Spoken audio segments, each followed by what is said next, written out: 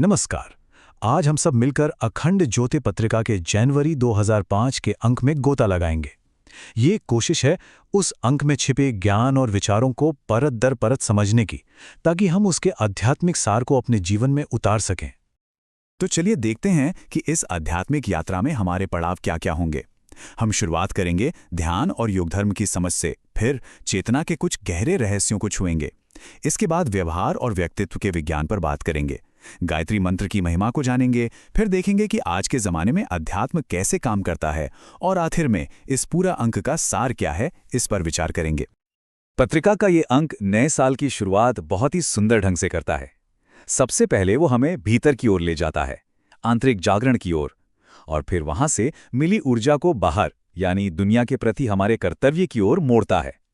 कितना कमाल का संतुलन है ना? पहला ही लेख है ध्यान का विहान। ये लेख हमें एक बहुत ही सुंदर कल्पना करने के लिए कहता है कि नए साल का सूर्योदय हो रहा है और हम उसे हिमालय की बर्फीली चोटियों पर अनुभव कर रहे हैं। सोचिए, वो सुनहरी रोशनी जो पूरी दुनिया को जीवन देती है और हिमालय के तपस्वी ऋषियों के लिए ध्यान का एक नया सवेरा लेकर आती है। इस अनुभव के लिए लेख में एक बहुत सरल पर बहुत गहरी ध्यान की तकनीक भी दी गई है। देखिए, पहला कदम है आंखें बंद करके हिमालय के उस शानदार सूर्योदय की कल्पना करना। दूसरा कदम, जब सांस अंदर लें तो महसूस करें कि सूर्य का वो सुनहरा प्रकाश जिसमें ऋषियों का तप भी मिला हुआ है, हमारे सिर से शरीर में जा रहा है। और तीसरा, जब सांस छोड़ें तो ये कल्पना करें कि शरीर का सारा मैल, सारा अंधकार एक काली नदी बनकर बाहर बह रहा है। लेकिन ये जो भीतर ऊर्जा जगी है, ये सिर्फ हमारे लिए नहीं है। पत्रिका का अगला लेख हमें ये बताता है कि इस ऊर्जा को समाज की तरफ कैसे मोड़ना है, और यहीं से एक बहुत जरूरी सवाल उठता है कि दुनिया के लिए हमारी भूमिका क्या है। संधि काल के प्रभात पर्व पर चाहिए प्रतिभा दान, ये है अगले लेख का शीर्षक। ये लेख हमें समझाता है कि ये जो युग बदलने का समय है, इसमें सिर्फ अकेले अकेले की गई कोशिशें काफी नहीं हैं। आज जरूरत है प्रतिभा दान की। मतलब हम सबके पास जो भी अच्छे गुण हैं, जो भी प्रतिभा है, उसका एक हिस्सा समाज के लिए दान करें। इस बात को समझाने के लिए मां दुर्गा के प्रकट होने की कहानी से बेहतर और क्या हो सकता है। जब महिषासुर का आतंक बहुत बढ़ गया तो सभी देवताओं ने अपनी अपनी सबसे अच्छी शक्तियों को एक जगह इकट्ठा किया। भगवान शिव के तेज से मां का चेहरा बना, भगवान विष्णु की शक्ति से उनकी भुजाएं बनी, ब्रह्मा जी की शक्ति से उनके चरण बने, और ऐसे ही हर देवता ने अपना अपना योगदान दिया। तब जाकर वो सामूहिक शक्ति बनी जिसने बुराई को हराया। तो समाज के प्रति कर्तव्य की इस बुनियाद को समझने के बाद पत्रिका हमें चेतना के और भी गहरे और भी सूक्ष्म विज्ञान की दुनिया में ले जाती है। यहाँ पत्रिका पंचीकरण विद्या का जिक्र करती है। ये चेतना का एक ऐसा विज्ञान है जो शायद आइंस्टाइन के E=mc² से भी कई कदम आगे है। ये वो योगिक तकनीक है जिससे योगी 5 तत्वों से बने अपने शरीर को सूक्ष्म ऊर्जा में बदल सकते हैं, और फिर वो पल भर में कहीं भी जा सकते हैं या एक ही समय में कई जगहों पर प्रकट हो सकते हैं। और ये सिर्फ कोई कोरी कल्पना नहीं है।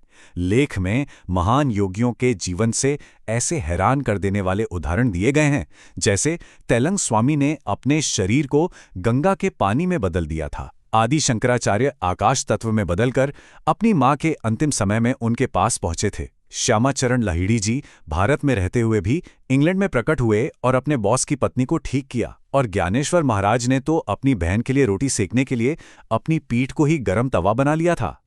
तो ये तो हुई चेतना के ऊंचे स्तर की बातें। अब पत्रिका हमें ये समझाती है कि ये जो हमारी भीतरी अवस्था है, ये हमारे रोज के व्यवहार और हमारे व्यक्तित्व में कैसे झलकती है। एक लेख में सुगत नाम के एक नौजवान की कहानी है। वो अपने माता पिता के बहुत ज्यादा मोह से परेशान होकर सन्यासी बन जाता है। पर कमाल तो तब होता है जब वो भी उसके पीछे पीछे सन्यास ले लेते हैं। ये देखकर भगवान बुद्ध ने मोह से पैदा होने वाले दुख के बारे में बहुत गहरी बात कही। तो यहाँ असली सबक ये है कि जब तक प्रिय और अप्रिय का भाव मन में है, तब तक बंधन है। इनसे ऊपर उठने पर ही मुक्ति है। अगला लेख एक बहुत ही मजेदार विज्ञान से हमारा परिचय कराता है, जिसे ग्राफोलॉजी कहते हैं, मतलब लिखावट का विज्ञान। ये बताता है कि हम जिस तरह से लिखते हैं वो असल में हमारे मन और हमारे व्यक्तित्व का आईना है। ये विज्ञान बड़ा दिलचस्प है। ये कहता है कि हमारे हाथ की हर हरकत हमारे मन का ही एक इशारा है। जैसे अगर कोई बड़े बड़े अक्षर लिखता है तो वो शायद एक एक्टिव और बहिर्मुखी इंसान हो सकता है। वहीं छोटे छोटे अक्षर लिखने वाले लोग अक्सर अंतर्मुखी और बहुत बारीकी से काम करने वाले होते हैं। इसी तरह लिखावट का झुकाव भी बहुत कुछ बताता है। आगे की ओर झुके अक्षर सामाजिकता दिखाते हैं और एकदम सीधे अक्षर आत्मनियंत्रण और संतुलन की निशानी है। तो व्यक्तित्व की इन बारीकियों को समझने के बाद अब हम उस साधना के शिखर पर पहुंचते हैं जिसकी चर्चा इस अंक में की गई है, और वो है गायत्री मंत्र। पत्रिका गायत्री मंत्र की महिमा को समर्पित एक बहुत ही खास लेख प्रस्तुत करती है। इसमें इतिहास के महान संतों और ऋषियों के अनुभव हैं।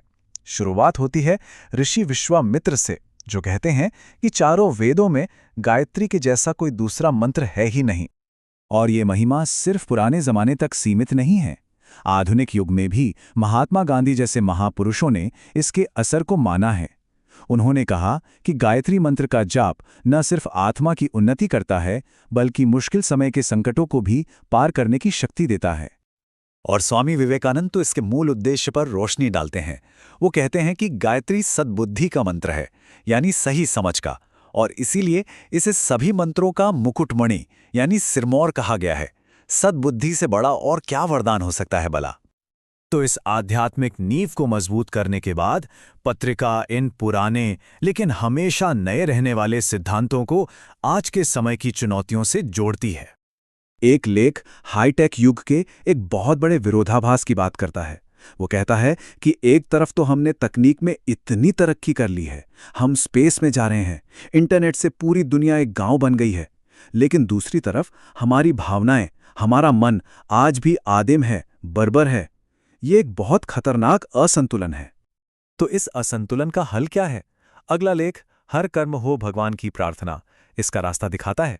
वो कहता है कि हमें प्रार्थना के जरिए अपनी भावनाओं को शुद्ध करना होगा। लेख पर पीड़क यानी दूसरों को दुख देकर खुश होने वाली और आत्मपीड़क यानी खुद को दुख देने वाली भावनाओं के बारे में बताता है, और इनसे बचने का एक ही तरीका है, अपने हर काम को ईश्वर को अर्पण कर देना। तो अखंड ज्योति के इस अंक में हमारी ये जो यात्रा रही, जब हम इसके अंत में पहुंचते हैं तो नए साल के लिए हमारे हाथ में क्या आता है, इसका मुख्य संदेश क्या है? इस पूरे अंक का सार हमें एक बहुत शक्तिशाली बात याद दिलाता है कि हमारी तरक्की दो तरफा होनी चाहिए। एक तरफ हम बाहर की दुनिया में तकनीक में आगे बढ़ें, तो दूसरी तरफ हमें अपनी चेतना की गहराइयों में भी उतरना होगा।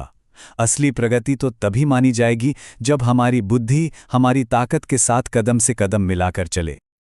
और अंत में ये प्रस्तुति हमें एक बहुत गहरे विचार के साथ छोड़ जाती है, जिसे हमें अपने साथ लेकर आगे बढ़ना है। सवाल ये है कि हम कैसे सिर्फ अपनी पूजा के कुछ पलों को ही नहीं, बल्कि अपने पूरे जीवन को, अपने हर काम को, अपनी हर सांस को एक जीती जागती प्रार्थना बना सकते हैं।